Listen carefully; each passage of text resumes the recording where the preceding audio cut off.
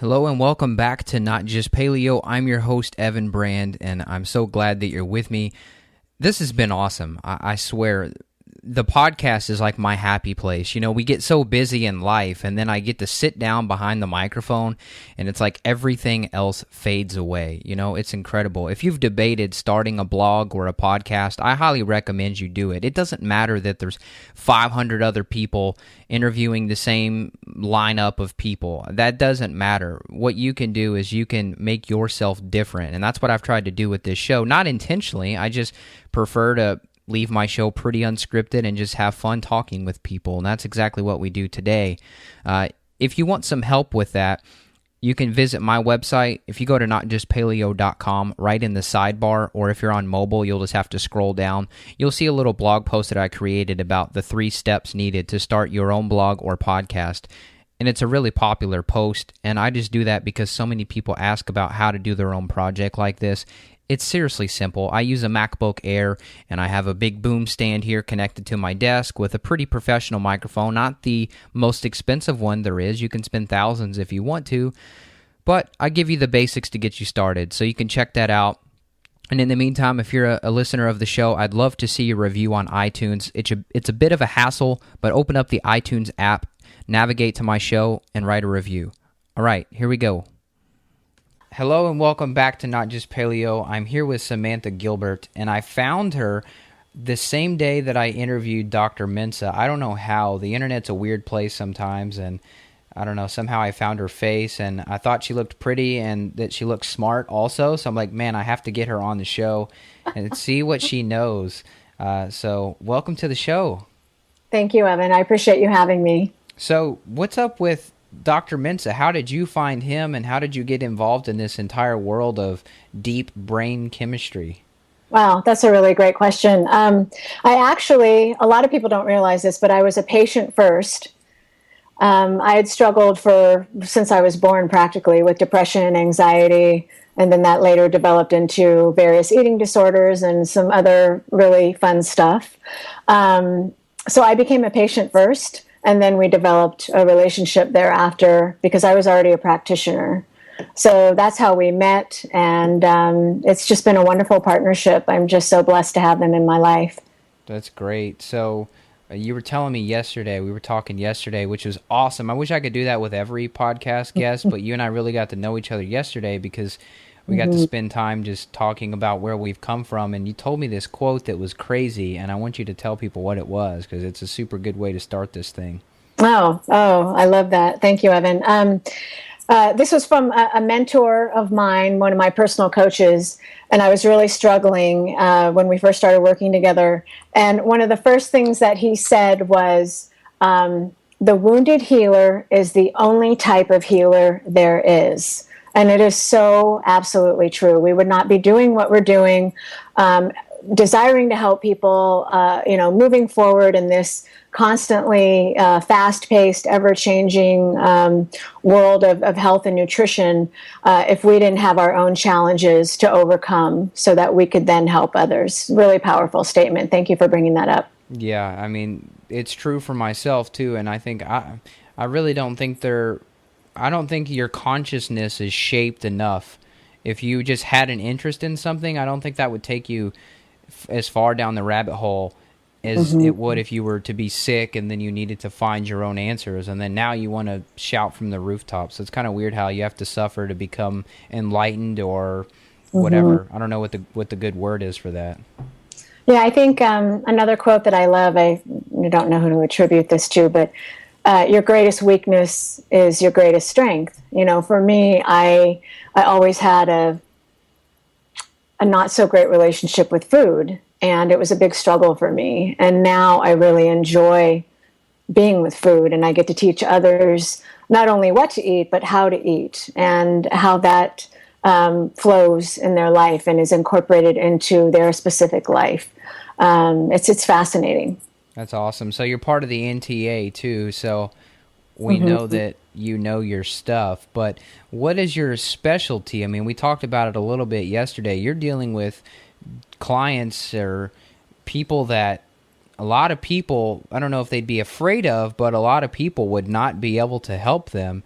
And with your background, you are able to help them. People with mood disorders is kind of what I'm alluding to, because that's a huge deal. And I mean, the CDC, they're saying by 2020, which is coming up pretty quick, that depression is going to be the number one leading cause of disability. That's pretty scary. That is scary. Yeah. Great question, Evan. And I didn't start out with mood disorders, of course. I started out mostly with weight loss, and a few other areas, women's health, et cetera. But it's morphed into my desire and my knowledge and understanding of the brain and cognitive performance. And Dr. Mensah has a wonderful quote that I love: "What's good for the body isn't necessarily good for the brain." And then I take that a bit further. Feed your brain first and your body will follow. And that's really my mantra. That's the way I live my life, and that's the way I practice. Weight loss is, the number one thing that most people would see a nutritional therapist for, or a dietitian, nutritionist, what have you. But it should be more about feeling good and being healthy. And I feel that really, the brain is it's just this amazing chemical powerhouse, it really needs to start there. So yeah, I'm so honored to be in this space, this ever evolving, constantly growing space. Yeah, it's a whirlwind for sure. Well, how do you feed the brain? I mean, for starters, what's your spark notes for feeding the brain as opposed to feeding the body? What do you mean by something that's good for the body might not be good for the brain? That's a great question. A good example is methylation, and I know you probably discussed this with Dr. Mensah. Methylation imbalances are more common than we realize. There's something called over and under methylation. A good example would be someone who is an under methylator like myself. We don't do well on folates. We're intolerant to them. But they're a part of, almost every dietary protocol out there, whether you're vegan or paleo. So how do we work with that? How do we get away from folates and still maintain a healthy diet? So for someone with my biotype, for example, I need to focus on more proteins. Obviously, high quality fats are going to be essential. I love my vegetables. I'm not personally, I don't do grains. They're not my favorite. But for me, it's really about ensuring zinc and vitamin B6, and those are highest in animal proteins, red meat, chicken, turkey, things like that. But also, again, being mindful of folates. And that goes back to that wonderful quote from Dr. Mensah: "What's good for the body is not necessarily good for the brain." And, something like spinach is something that I have to be very mindful of, but it can be a very healthful food for someone who's over methylated and needs that extra folate to get more into balance. Ah, okay. So you're an undermethylator, you're saying. Yes. Okay, so tell people what that means for you. Like, what is that? How does that change your life? Well, it's interesting. It radically changed my life. I mean, I was already following a paleo lifestyle when I became a patient, and when I found out about epigenetics and methylation and copper overload, pyrrole disorder, things of that nature. But I didn't, kind of going back to that folate piece, I didn't realize the tremendous impact that folates have on brain chemistry, especially. So for me as an undermethylator, it's been a journey in understanding that I need more protein, that every undermethylator is different. But a journey of understanding, more high quality animal proteins, obviously got to get the good fats in there. But again, really being mindful of the types of vegetables that I choose to incorporate, because not all vegetables are good for me. I mean, being in the space that we're in, as you know, we get very specific with, the different types of health foods, and how they affect people, especially digestion. But if you can take it further and go to the brain, it's really fascinating for me to have walked this journey and to notice how spinach affects me, how fermented vegetables affect me. Not so great. You know, and really get really detailed. Nuts and seeds, good example, very high in copper. I'm also copper overloaded. So, you know, I mean, my levels are normal now, but, you know, I really needed to be mindful of those in the initial stages. And I still am very mindful of them. So those are, for my biotype, you know, those are things that are just essential to be cognizant of, for sure. It makes you wonder how we all became copperheads. I mean, I guess everybody's not a copperhead, but I mean, I guess because our diets and our soil has been so low in zinc, is that why? I mean, because I've had the hair test that showed high copper, and I had Ann-Louise Gittleman on, and we talked about copper. She's great. She started reeling off everything, and I'm like, holy crap, you're basically describing me. So that was kind of weird. Yeah, that's, you know, I get asked that a lot, especially when you're looking at foods that are high in copper and zinc. I've been getting a lot of questions lately about, you know, when those foods have both, won't they cancel, you know, each other out? Won't they be safe? But the answer is no. And that's what I found in my research, is that we, yes, we're kind of a copper society. And zinc deficiency is so rampant these days that it's just... It's amazing. It's fascinating in how, you know, these foods are still so high in copper, even though they have the zinc in them, that it's still going to override any healthy plan that you'll, you know, try to implement. You know, seafood, you know, oysters are, you know, typically high in zinc, but again, just because of the fluctuation in our environment, I feel like copper is coming in and taking over. You know, they're supposed to have a happy marriage, copper and zinc. And right now there's a lot of divorce that's happening, and copper's getting really angry and banishing zinc, you know, to this one little area of the body. And it's just creating all these really interesting, unfortunate side effects. Yeah, I mean, it makes you super emotional is what I experienced. I mean, when I started taking some zinc, that I've kind of researched was a good idea to start opposing the copper. I mean, I wasn't as extreme as the women who will cry like watching commercials about puppies and stuff, but I mean, I was definitely significantly more emotional than I probably would have normally been. And maybe that attributes, and I don't know if you could fill us in, maybe that attributes to kind of the little term wearing your heart on your sleeve. Are those... I mean, do you think that goes back to people being copper toxic, where you're just like a little emotional nutcase kind of? Absolutely. Copper has a personality.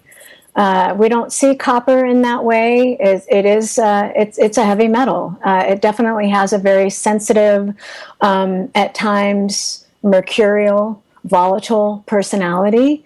I myself have struggled, you know, as I mentioned at the beginning, I was kind of born, you know, with depression and anxiety. High anxiety is very much attributed to high copper, especially for women. There's this relationship between copper and estrogen, and I know you're aware of that. But for those listening, it's fascinating how copper affects women, and I think. Not that it doesn't affect men, as you know, but I think it affects us more so and in different ways because of our hormonal structure. What does it do? And well, when estrogen rises, so does copper. And what happens is, you know, copper is needed to make blood vessels. So with the onset of pregnancy and childbirth, copper rises normally to create the baby. We need blood vessels to create the baby, of course. But what's happening is that copper is getting high and not going down. And with each pregnancy, it's continuing to jump and continuing to jump and continuing to jump. And then we start to see things, unfortunate, very sad things like Andrea Yates, who drowned her children, the Texas housewife who drowned her children in 1990, I think it was 4 or 96, something like that. But we start to see severe cases of postpartum depression. endometriosis, uterine fibroids, fibromyalgia. I have a huge copper cluster in my family. My mother, chronic fatigue and fibromyalgia most of her life since she was a teenager. Copper, very high copper. When I tested her, she was like 165, which is very high. What's it supposed to be? We like to see a range not more than 100. But I mean, even that is getting in the high normal. But definitely when we start to see things that are over that range, over 110 and into, 160, 165, 200 plus, we're starting to get into some interesting areas with, some unfortunate side effects. In men, there tends to be a lot of anger associated with high copper. It's fascinating. It's very much an emotional element, very much, an up and down element. Bipolar disorder is often attributed to high copper, also, pyrrole disorder, which is different, but, kind of in that same, area. We see a lot of fluctuation because copper is fluctuating with, as hormones fluctuate. Wow. Was that a blood test? That 110 or 100, would that be like serum copper? Is that what you're referring to? Yes. Mm-hmm. Okay. That's great. Absolutely. I don't think I've had mine tested. I told you I'm getting that pretty awesome test kit done with that lab. Do they take? Are they going to take the copper into account? Okay. Oh, yeah, absolutely, absolutely, and zinc as well. And then an interesting binding protein called ceruloplasmin, which helps regulate copper. I think I call it a copper panel. And it's something that I will, when I suspect copper, which is often, I was working with a couple of new clients this morning, highly suspected copper overload, a couple of ladies. And that's, I automatically will run that because I don't want to put together a nutritional protocol that includes, high copper foods, or they're not going to like me very much. Definitely want to, food is just as important as nutrients. I know that Dr. Mensa has shared that. And I've learned so much from him and Dr. Bowman with Mensa Medical in that regard. But food can negate the effectiveness of nutrients, of nutrient therapy. So that's something that a lot of people don't understand. There's this concept, because we're kind of a pill popping society, right? Yeah. So, if I take this supplement, I'll be fine. I can eat whatever I want. But actually what's happening is I'm getting a lot of clients that may have been on, protocol for a time, eating really high copper foods, eating a lot of folate still, histamine, that's another conversation, and not really feeling any relief. Not seeing any shift in numbers, not that numbers are all that it's cracked up to be, but, feeling just still not good, and still struggling with a lot of symptoms. So once we remove those high copper foods, high folate foods, etc., often relief, starts to come into play. I have families and they drink tons of almond milk. And that concerns me because especially if the family is all copper overloaded, we don't want them on nuts and seeds. That's kind of a no-no. So they're all nuts, a whole household of copperheads. Yeah, exactly. Wow. See, that's a trip to me. I mean, because a lot of people make smoothies with almond milk, and that's just sort of a daily thing that seems very benign. Ooh, it's almond milk. It's organic. There's no carrageenan in it. It's great. But in your experience, that could be enough to disrupt your benefits of supplementing zinc. Most definitely. It's been my experience, not only personally, but clinically multiple times over, the power that food has on the body. And, when we're looking at biochemistry and biotypes, we're looking at nutrient imbalances and nutrient overloads. And, with a zinc deficient society, and a lot of people aren't going to appreciate me saying this, but I think with the onslaught of and popularity of vegan diets, which are very zinc deficient typically. Again, everyone is unique, and I respect, all ways of eating. But I think with the popularity of plant-based diets, it's kind of made things worse in terms of, deficiencies. So yes, nutrients are powerful, and it's, just like drugs, just like supplements. To really understand, it's important to understand, I should say, the impact that something like kale or spinach or nuts that do seem benign. But when you're making a couple smoothies a day with, a cup or two of almond milk, and then you're having, grabbing them in between as snacks because they're nice, easy, portable food, it definitely starts to build and add up. And it doesn't allow for the release of the overloads, copper, etc. So yeah, major. That's neat. I didn't know. I didn't think we would spend this much time on it, but I'm just so fascinated because you know your stuff here. And well, I mean, what else is cut out? I mean, there's a lot of women that love dark chocolate. Isn't chocolate a high copper food? I hate to say this, ladies, but yeah, chocolate is probably the highest in copper. And, gosh, I love my clients so much. They're so cute. Well, but I only buy the, 100%, organic from Ecuador, specially fermented in the sun, raw cacao, sweetened with coconut palm sugar and, brown vanilla beans, and it's $6 for 2 ounces, and I'm eating the good stuff, and I'm like, oh God, I'm sorry. I love it too, but it actually has more copper in it because it's pure. Wow. And because it is of a higher quality.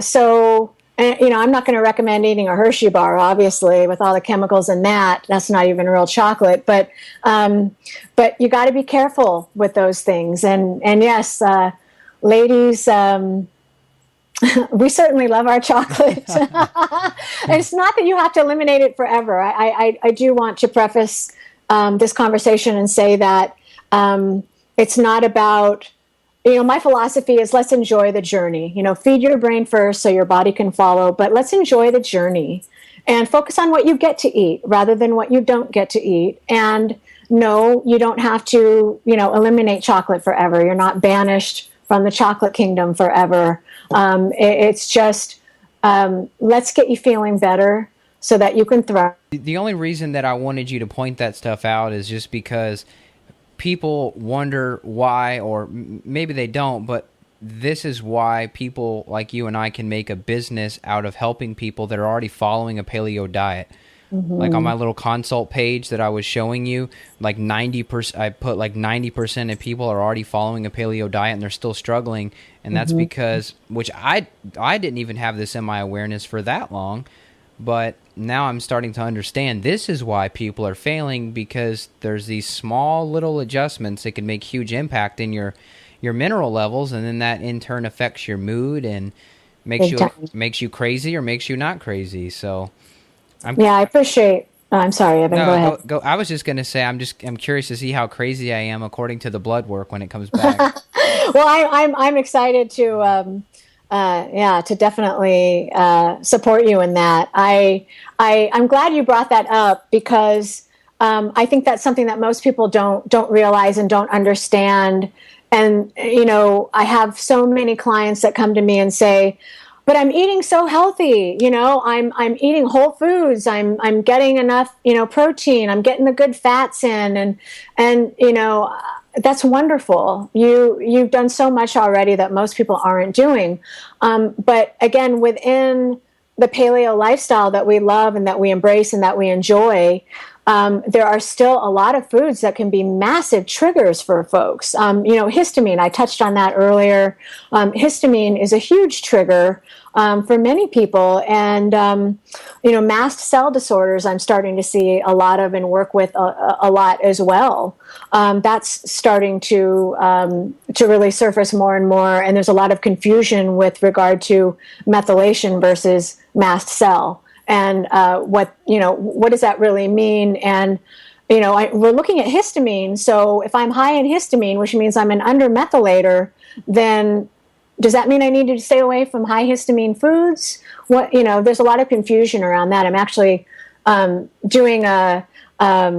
interviewing Dr. Walsh and working with him on an article about that soon. So I'm excited about that. But I can't get back to my, to the original thought and your original statement. It's an eye opener to understand more about, again, nutrient imbalances and overloads and how that relates to your own biochemistry. And that's what's so exciting about this work. Yeah. Well, I feel like we should talk about this funny synchronicity or whatever you want to call it. Yesterday when we were talking, we were both talking about how we were going through some weird thought patterns, and we were having this pull in our lives, and we were kind of both in the same situation. It's kind of weird, actually, that we both had dealt with the same thing, and I'm curious how many other people are out there. And I've actually made a note on the show before and told people, like, look, if you have a feeling that you need to go somewhere, you need to go home back with your family, or if you have something in your heart that's not getting fixed, it's going to be hard for you to heal yourself. And no matter how much grass-fed butter and beef you eat and your pasture-raised coffee or whatever you're drinking, it's just that stuff is great, and that's a great starting point. But at some point, we have to focus on the emotional, spiritual part of us. Otherwise, our healing journey will not be complete. And we don't talk about this too much on the show, but I feel like you'd be an awesome person to we can play around this idea together, because you went through the same thing where you were doing everything right, but yet you still did not feel well until you actually had to take some action. So do you want to talk us through that sort of situation? Yeah, that's thank you for bringing that up, Evan. I appreciate that. And I loved our conversation yesterday around this topic, because a lot of the work that I do is not just in the nutrition dietary realm, but it's also in the emotional realm, and looking at emotional intelligence in a way that is non-judgmental and constructive and positive and empowering, because that's what we're doing, right? We're practitioners, and we've had our own challenges, and we got here because we were able to empower ourselves. But it's a constant journey. And even when all was said and done, with me getting my levels back to normal, with my labs looking fantastic, and then, and having this level of feeling amazing, when I moved to a certain location and was in a situation where it was a very negative environment to be in, I noticed a lot of those symptoms returning, the depression, the anxiety, and I was like, whoa, what's going on here? It was scary. And that's where that other piece comes in, and looking at, well, how can we support the patient in their spiritual and their emotional development as well, and understanding how this thing called stress that we're constantly told we need to avoid, but we really don't get that many, I don't find a lot of really constructive tips. It's like, okay, just reduce your stress. Okay, well, what does that really mean? I need to send you my book then. Look at this. I'll send you this paper copy. Look. Oh, love it. This is what you're looking for. Thank you. Mm-hmm. This is the answer. I wrote this about a month ago. That's the answer, because I found the same thing. I mean, even like the CDC, they'll talk about how stress makes you sick, and then it's just like, reduce stress, and it's like one little bullet point with 3 sentences, and then it's the end of the article. Exactly. I'm so glad and I can't wait to read your book. It's so fascinating how it's just kind of glossed over, but it's such a huge component of who we are. And it's fascinating how, because we can't see it. It's not this tangible, like, a plate of, a nice grass-fed steak with, some butternut squash and, whatever other vegetable you enjoy. It's not this tangible thing that I can really lock into. It's like, well, how do I navigate this and really understand how this is affecting me physically and my triggers? Because it doesn't matter if you're a practitioner or doctor, whatever your field, we all have stuff. We're human. We all get triggered. So I think, I'm kind of back to what you shared and in our discussion yesterday. It was fascinating for me to make those connections again and have that be a turning point for me in terms of, okay, my family is important to me. Relationships are important to me. That's another nourishment tool in feeding my soul so that I can keep my biochemistry in line. Because I know that I'm under methylator, and I know that I'm typically, I have a copper overload cluster in my family. So these are the things that I need, these other nourishment tools that I need. So, when you say the environment was making you sick, because, I felt the same thing, which is obviously why I'm back in Kentucky. There was just something that was not right within my environment. For me, it was everything piled on. It was almost hard for me, and I don't know if you can identify any better than I can, but for me, it was everything as a whole. It was the different type of traffic. It was the lack of genuine culture. There was so many things that just... It was such a transient place. Everything was just piling on top of one another and just creating like a huge like harmonic dissonance where the vibes were just not aligned. I felt like I was living in something that felt closer to chaos. And then, which is weird that you told me this. You said, I feel like when I got back to where I needed to be, everything felt okay. And that's just, it almost gives me goosebumps because that feeling is very hard to chase. And just being back in your own little comfort bubble, that's more powerful. So I don't know if if that basically describes you, or if you think that you could find one thing in your environment that was the biggest trigger. But for me, it was the combination. Absolutely. I would absolutely agree with that.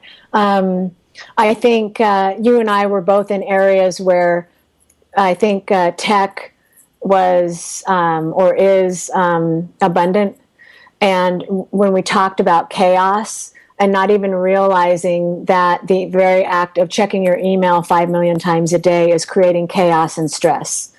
The very act of, to your point, being in a place where it doesn't feel like there's a real emphasis on relationships and the peace that comes with that and the joy that comes with that, and how that affects biochemistry. And it's absolutely, I agree with you on 100%. And I think that's a big part of the work that I do with clients, and understanding how those things connect and collide. Because we, again, to your point earlier, I'm eating so great. I don't understand. I'm organic, grass-fed, everything, and I'm still having all these issues. So I just don't understand. And I think that's a big part of the pie, so to speak. Another piece of the puzzle that needs to come into play. Well, absolutely. Do you know what I ask now? I ask people, where do you work? Or what type of work do you do? And then I can usually figure out, okay, well, where do you work? Do you enjoy that? If you do, how many hours are you doing that? And then where do you live? And then do you enjoy where you live? And I'd say 8 out of 10 people say that they don't enjoy one of two, either the location or their actual job. And some of it's like, crap, I don't know, man. If you're not going to try to look and try to find something that's going to be more suitable, I can only help you so far. So it's true. I guess, I don't know. Maybe what I'm saying or alluding to is that I take on this sort of, I try to be like Superman, where focus on the nutrients, focus on the food, the supplements if needed, the emotional stuff, the spiritual stuff. We're doing some like wizardry type work here. Yeah, I had good point, Evan. I had a client just before I got on the call with you right now. She said, it's interesting. You do nutrition. I know you're a nutritional therapist, but you also are kind of like a regular therapist, like, a coach, and you're kind of weaving in all these other principles that I never would have even thought of. I thought I was just coming to you for for help with my diet. And now I'm learning all these other things. So it's a powerful combination. Absolutely. And I think they go hand in hand, as you know, they go hand in hand to the healing process. So I think it's essential. And that's why I started to incorporate transformational work and, go through my own training so that I could understand myself first and foremost. And then, obviously that helps you help others. So powerful. I want to talk about your experience with, you were mentioning that, I always get them confused, psychiatrist. So there's psychologists and there's psychiatrists. You were talking, do both of those people send people to you to get help? Mm-hmm. Yes, I work with both. I think that because there's so much that we now know, thanks to Dr. William Walsh, about brain chemistry and biotypes and, the underlying root cause of things like bipolar disorder and, depression, schizophrenia, etc., high anxiety, behavioral issues in children, especially, it's the floodgates have already started to open, and the traditional psychiatric community is starting to embrace and understand these concepts more. So I feel that I've been blessed to be able to work with these amazing folks in terms of, helping them with their patients and getting the diet cleaned up so that they can start, having some relief. And then also, ensuring that there's some kind of nutrient therapy that the patient can partake of, to assist in that healing process. That's so cool. I know there's a couple friends that listen to the show that are psychologists, and it's funny that I've talked to them about what can I do to help their brain, because the emotional overload of helping people all the time breaks them down. And so I've helped design some protocols to try to prevent that. And I love interviewing doctors for the show, but I don't think I ever want to be a doctor, because you look at their lifespan on average. I don't know where I read this, but that they live an average of 10 years less than the average person, physicians. Mm-hmm. What's up with that? Is that some sort of energetic vampire stuff going on? What's your take on that? That's a great question. I do think that the energy, the sheer emotional energy output, and I experienced that myself, it's huge. It's a big part of what we do. That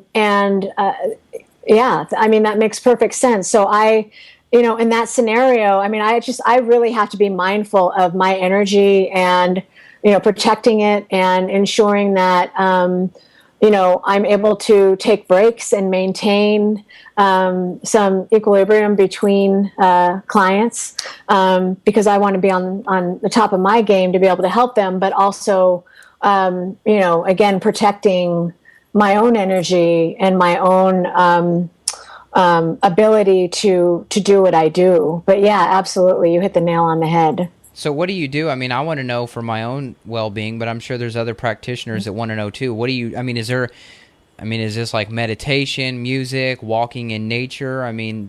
Is this sort of the lens that you're talking about when you're talking about refueling your juju, so to speak? Yeah, absolutely. All those things are fantastic, and I use a lot of those techniques. One thing that's been really powerful for me is to ensure that I have some kind of a break in between clients. I used to just do back to back to back all day long, and it was kind of killing me. I was just drained. I was noticing that my workouts weren't as powerful. I wasn't sleeping as well, and you're not really good to anyone in that state, right? You're not really being good to yourself. And then you can't be a good practitioner and help others. So I think at the top of the list is, allow yourself some time in between patients, in between clients. Give yourself a little bit of a break. I do like to incorporate breathing exercises. I think it's often way underrated, the power that breath has on calming the nervous system, tricking the nervous system into thinking it's relaxed. It takes 2 minutes to do that. And it's free and it's simple. And I do it a lot. Like if I have a client that is, let's say perhaps has just been diagnosed with rapid cycling bipolar disorder and is very high energy and maybe is in a manic state during our session, which happens a lot. My energy, I can't match that. I can't mirror that. My energy needs to be lower. It needs to be peaceful. It needs to be calm. And I get that with the breath a lot. I mentioned this earlier. This is a trick, a nice hack that a lot of people forget about. Don't check your email all the frickin' time. Do it 3 times a day. Pick a time. Tell people your email cutoff time. This is amazing. It's 4:00. That's great. It's 4:00. I can't say that for my assistant.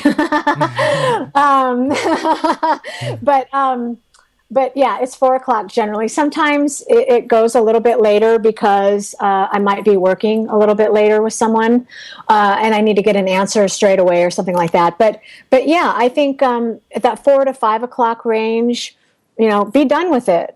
That's when you start to, calm down. I mean, I go to bed at 9:30. I am an early riser. I love getting up early, working out, doing what I need to do, and then, getting in with clients. But I think, starting to, slow down around 5 o'clock, slow down and really tune in for the night so that you can have a restful sleep and be refreshed for yourself and your clients. That's great advice. I mean, because I've talked about at least putting on the goggles and things like that, but it's still too stimulating. So, I mean, instead of your decompression period being 20 or 30 minutes right before bed, you just happened to forget that your phone was on the table and now you've switched over into your pajamas and, you took a shower or whatever. That's probably not enough time to still disengage and to slow those spinning wheels down. So I'm going to try to start doing that myself. I mean, I'm guilty of checking it. I don't check it right before bed because I usually turn the Wi-Fi off and have a period of all that stuff off at night. But, I mean, after dinner, I'm still guilty of checking it after dinner. So 6:30. I mean, I'm going to see what happens if I shift my time and see if I start feeling better. I know, I'll be honest, Evan, and I think I shared this with you yesterday. I noticed a shift straight away. And, my other tip, of course, is, if you're a reader like I am, I used to read my medical journals at night, and that's stimulatory because this is what we do. We're excited by science. We geek out on science. We love it. But that's stimulating us. Into wanting to do more. And then I would start writing, and then I would think about this another project I could do or whatever. And now I just read novels at night. I love history. So anything that has to do with historical fact and, woven in with a great story, it takes me to another place, another land, and it calms me down. And I'm like, I'm on this journey. This is really cool. This is really fun. And I don't have to think about work right now. This is kind of this fantasy time for me. I think that's why we love things like Game of Thrones. We love being transported to other worlds. So we don't have to think about, the day-to-day and all the pressures. So I find that to be a really good tip, a really good hack for me anyway, to just not do anything that's related to work. Put the medical journals aside, Yeah. just read something fun. That's great. Yeah, my mom tells me that too. She says, Evan, you have too much information in your head. I probably do. My wife, she likes to read fiction. I just haven't found any books that keep me interested. I'd rather read, I have down here, the Natural Encyclopedia of Natural Medicine. That's my fun. So that's kind of goofy. No, I love it. I mean, and likewise, I'm with you on that, Evan. I just think it's so, we love it so much because this is what we're passionate about, that it can become too stimulatory. So yeah, totally. Absolutely. I think a good blog post for you, and that way we can have an excuse to send people back to your website, would be to write maybe your top 5 fiction books for women, or maybe top 5 for men, or whatever, And that would be a fun way, and then you could kind of interweave your mental decompression strategy into reading, because I need some good fiction recommendations. So I'm happy. I'm happy to oblige. I there's a lot of good books out there, and it's never ending. And I just thinking about them, I get excited. But that would be a good blog post. Absolutely. Cool. Well, we should send people back to your website. Tell us about your information. Your website, what you're up to, any projects, social media, all that stuff, and then if you had any words of wisdom. Yeah, absolutely. Thank you. Everyone can reach me at Samantha, and my last name actually is Gilbert, pronounced in the French. But it's so funny. Half of the family pronounces it Gilbert, and then I prefer the French pronunciation. So, but Samantha, Gilbert.com, Gilbert. How do you say it again? Gilbert. Gilbert. Mm-hmm. That does sound more sophisticated. That's cool. I guess it is a little bit more sophisticated. I just love that side of my heritage so much, and I really embrace it. I love the culture and the language, and it's just really fascinating to me. Just SamanthaGilbert.com.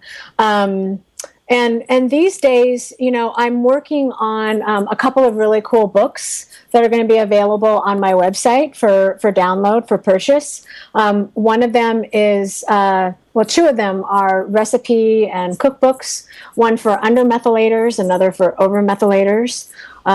Because, again, it's how do we navigate the paleo lifestyle, or any healthy lifestyle for that matter, until we really know who we are on a biochemical level. And I want to be able to provide that. And then just decoding depression a little bit more. So I'm excited to kind of share that news. I'm not sure when those are going to publish, but very soon. And of course, I'm available on Twitter. I'm on there a lot, Facebook, Instagram, etc. And I think if I can just leave everyone with just, if you're struggling, it's really important to me that you know that there's always hope. There's always a way. I'm going to be 40 in September, and as I shared, I kind of came out of the womb with these imbalances because this is an epigenetic phenomenon, right? And I didn't think I was ever going to move forward. I just thought, is this going to be my life? And I hear that every day, and so I think it's important to me to share with everyone that healing is possible. You're listening to this podcast for a reason, and that's a good sign. And you're being directed. You're always being guided. Everything happens for a reason. So please don't give up. Please know that there are other options available to you. And I've got lots of great stuff on my website that you can read for free to kind of help you in your journey. So thank you. Awesome. Man, that was empowering. I'm just like ready to go lay in my hammock or something now. That sounds nice. Well, awesome. Well, thanks so much. It was so fun talking to you, and I'd love to have you back anytime. Oh, I would love to come back and spend time with you, Evan. Thank you so much for having me. No problem. Talk to you later. Okay. Talk to you soon. Take care. Bye-bye. All right, I hope you enjoyed that show, and thanks for making it to the end. That means you're special, and you deserve to know this. This is only for the next 5 hours, so hopefully you're one of those crazy, awesome fans that downloads an episode as soon as it comes out. On it, the company that I worked at for product development and supplement research and things like that, one of the supplements there that I took a lot, and I'm actually taking now to help me stay focused while I'm writing my next book, is Alpha Brain, and it's basically a brain vitamin. So you've heard me mention it on the show possibly before. Like I said, there's a sale going on right now where you can get it for 14% off, which is pretty significant, but it's only for the next 5 hours. So just go to notjustpaleo.com/brain, and when you get redirected there, it will automatically have the code on the website for you to get the 14% off. So if you download this tomorrow or the next day, you're probably not going to be able to get it for the sale price, but you can still check it anyway. So you want to write that down. It's notjustpaleo.com/brain, So there you go. And it's really helping me stay focused because I'm multitasking a lot. I'm going through different studies and minimizing that window and popping up this window. And I should probably have multiple monitors here set up, but I don't for writing this book. So I'm just trying to crank it out. It's all about nootropics, and it'll probably be out near Christmas time. So stay tuned for me talking about that. If you notice the show is a couple days late, then that's the reason. I've been working hard on this thing, and it's going great so far. So I'll keep you updated, and if you do want to get tested for methylation, I do have the availability to do that for you, so let me know. On top of that, I have other tests that I can get for you. This is for USA people only right now just because of the laws, but I can get your vitamin D tested along with your inflammation and thyroid markers. I've created a panel. I call it my specialized general wellness panel, where I can look at your vitamin D levels and all of your blood counts. And basically, you just purchase the lab through my website, and you'll have a piece of paper. You'll go directly to your lab.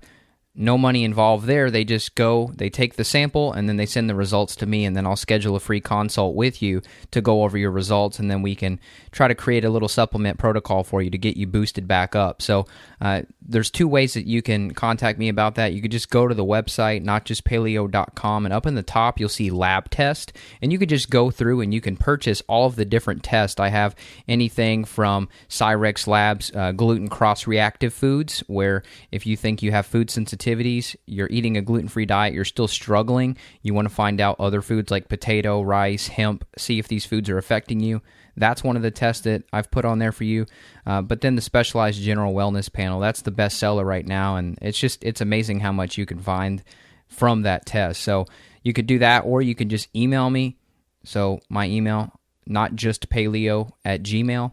Contact me that way, and just put test in the subject line for me, and I'll get back to you as soon as I can and give you more information, and we can get you scheduled and get some testing done. It's fun, and it reveals so much, and I think the future of my practice is going all towards testing.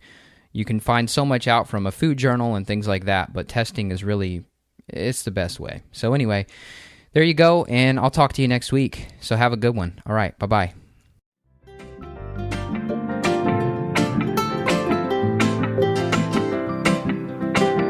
He acts like it's all good, yeah, like everything's cool. Kiss her, got a line, and he leaves her. She doesn't have a clue that he's terrible news. Why I'm in a tie, I got to watch out, girl. Don't wanna see her cry her eyes out, girl. Cause I've been watching, you've been hurting. Let me be the one that loves you better.